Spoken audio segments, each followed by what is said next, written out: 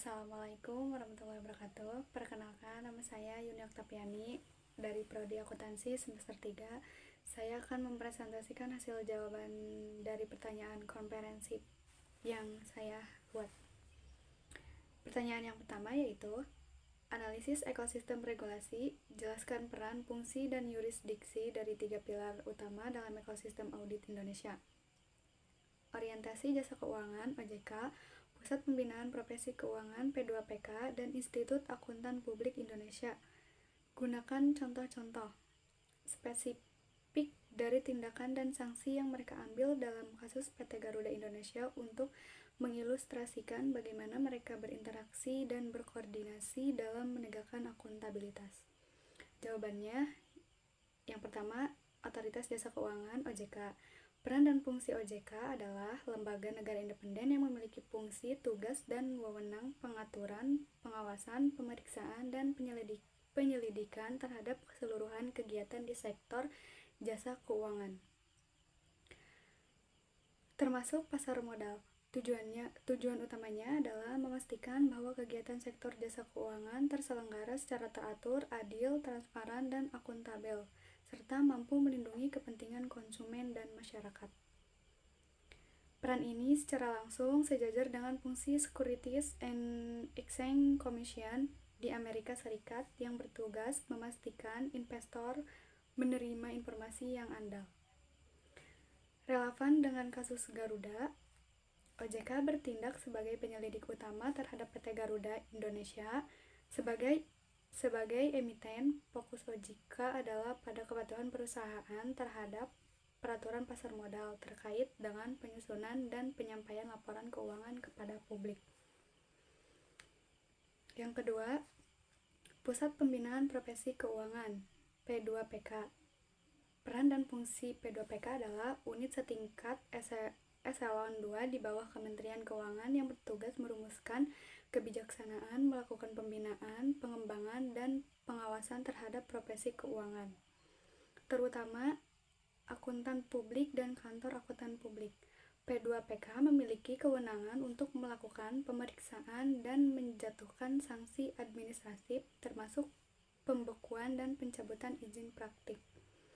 Fungsi ini merupakan analog langsung dari PCAOB di Amerika Serikat yang didirikan oleh Sarbanes-Oxley ACT untuk mengawasi auditor perusahaan publik. Relasi dan kasus Garuda, P2PK adalah lembaga yang menyelidiki dan pada akhirnya menjatuhkan sanksi kepada auditor, AP Kastner, Siruma PA, dan firma auditnya, KAP Tanubrata, Sutanto, Pahmi, Bambang, dan rekan, atas kegagalan profesi mereka dalam audit Garuda. Yang ketiga, Institut Akuntan Publik Indonesia. Peran dan fungsinya adalah satu-satunya asosiasi profesi akuntan publik di Indonesia yang diakui oleh pemerintah. Bertanggung jawab untuk menyelenggarakan ujian profesi akuntan publik. Dan yang terpenting, menyusun serta menerbitkan standar profesional akuntan publik. SPAP merupakan kodifikasi komprehensif dari berbagai standar, termasuk standar audit, standar pengendalian mutu, dan kode etik profesi yang bersifat mengikuti bagi seluruh anggotanya.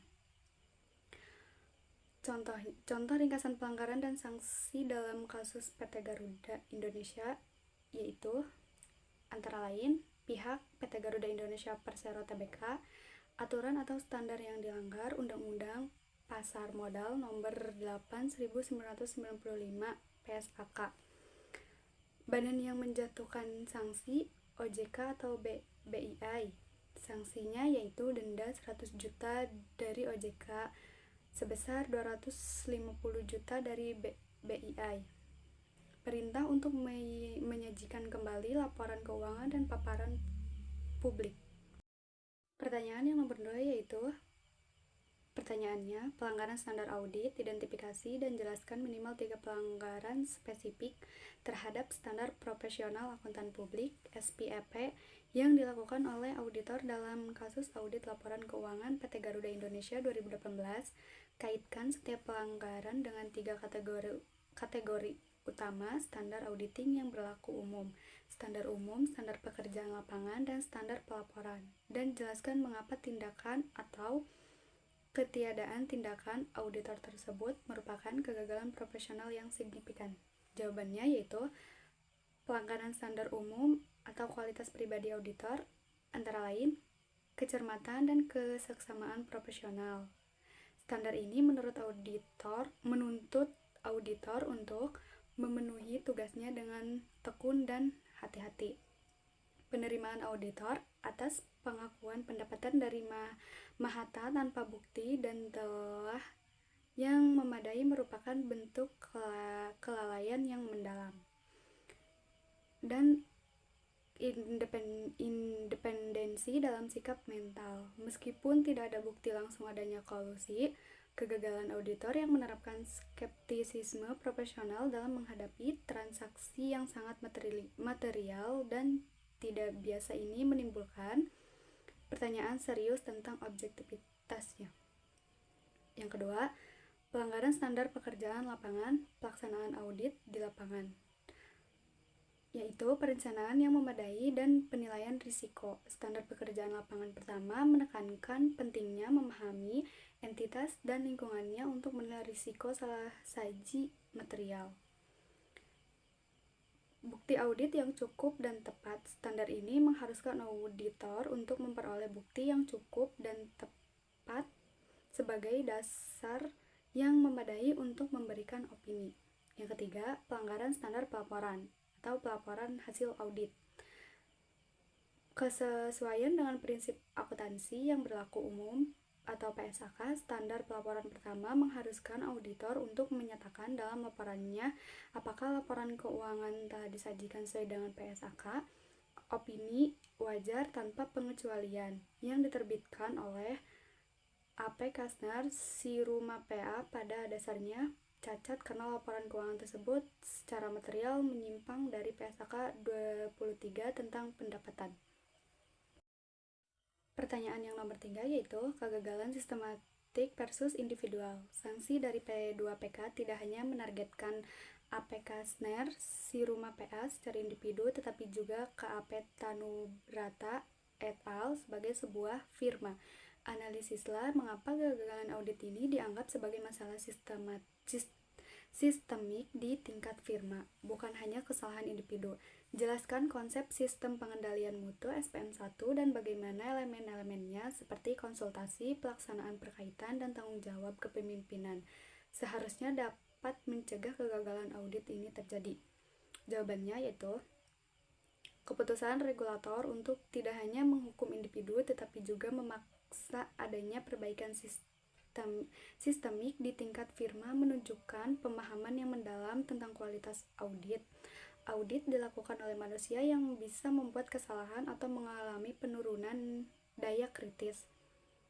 Sistem pengendalian mutu sebuah firma dirancang untuk menjadi jaring pengaman untuk menangkap potensi kegagalan ini sebelum laporan audit yang dicatat diterbitkan. Kasus Garuda menunjukkan apa yang terjadi ketika baik auditor individu maupun jaring pengaman firma gagal berfungsi. Kurangnya skeptisisme partner seharusnya dapat terdeteksi oleh proses konsultasi dan penelaahan wajib. Tindakan regulator yang mewajibkan perbaikan sistematik yang ditelah oleh BDO Internasional menunjukkan bahwa menghukum individu saja tidak cukup. Kelemahan mendasar pada sistem di tingkat firma harus diatasi untuk melindungi kepentingan publik dalam audit-audit di masa depan. Pertanyaan nomor 4 yaitu peran tata kelola perusahaan. Skandal ini pertama kali terungkap bukan oleh regulator melainkan oleh penolakan 2 orang komisaris untuk menandatangani laporan keuangan. Diskusikan pentingnya peran dewan komisaris yang independen dan komite audit sebagai bagian dari ekosistem akuntabilitas. Bagaimana tindakan mereka dalam kasus ini menggarisbawahi bahwa integritas pelaporan keuangan adalah tanggung jawab bersama dan bukan semata-mata berada di pundak auditor eksternal. Jawabannya yaitu Integritas pelaporan keuangan tidak hanya bergantung pada pundak auditor eksternal. Tata kelola perusahaan yang kuat, independen, dan berani adalah garda pertahanan pertama yang vital. Kasus Garuda menunjukkan apa yang terjadi ketika satu pilar akuntabilitas runtuh, tetapi pilar lainnya berdiri kokoh, mencegah kesalahan penyajian tersebut lolos tanpa tantangan. Ini menggarisbawahi betapa pentingnya hubungan antara auditor dengan komite audit dan dewan komisarias. Sekian, terima kasih. Wassalamualaikum warahmatullahi wabarakatuh.